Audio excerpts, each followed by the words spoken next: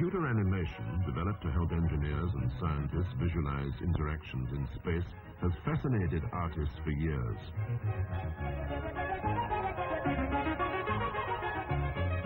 Up to now, computers hadn't been used to help make the sort of cartoons you see when you go to the pictures.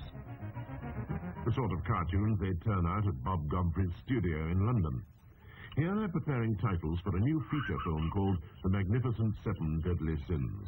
It's a sequence that involves aircraft of the 1918 era. The animators will have to draw at least 24 different pictures for every second the cartoon lasts on the screen. Each picture will be slightly different, so that on the screen you get the illusion of movement. Well, Joan, these are the last of the plane drawings. You ready? This is the last one here, so I'll start those straight away. Right.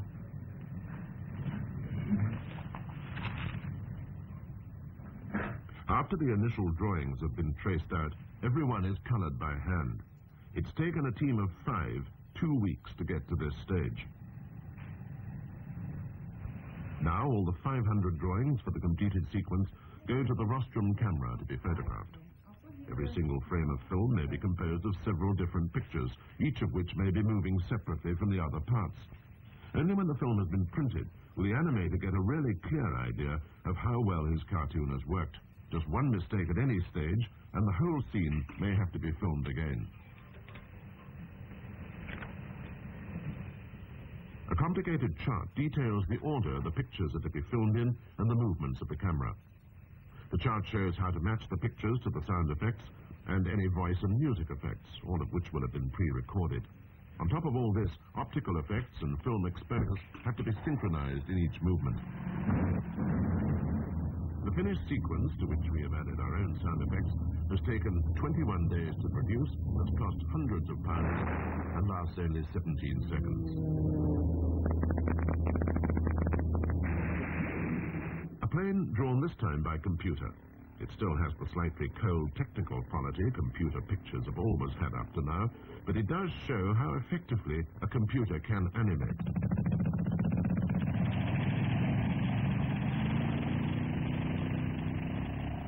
In an artist studio in London lives a man who has worked on many cartoon films.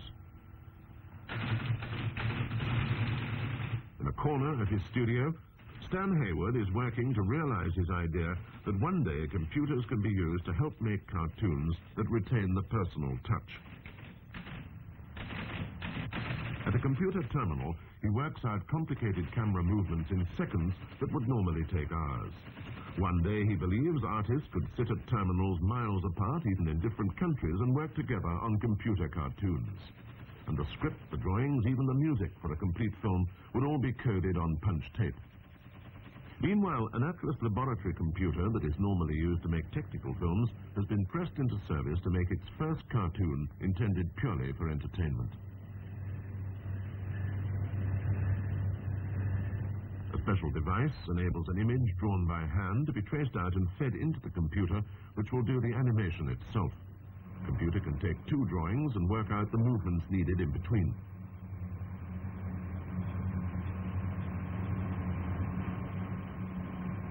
And the animator will know almost at once how his ideas are shaping up. Once the drawings are fed into the computer, it can speed them up, slow them, enlarge them, or turn them upside down. A dog on a motorbike chasing a cat, but computerized for the first time.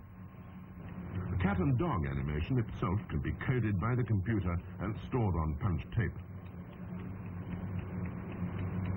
And the punch tape is transferred to magnetic tape, which in turn provides the signals which will operate a film camera.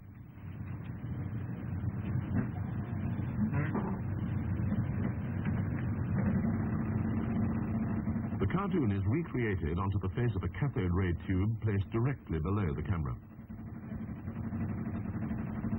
The computer cartoon hasn't the polish of hand-drawn work.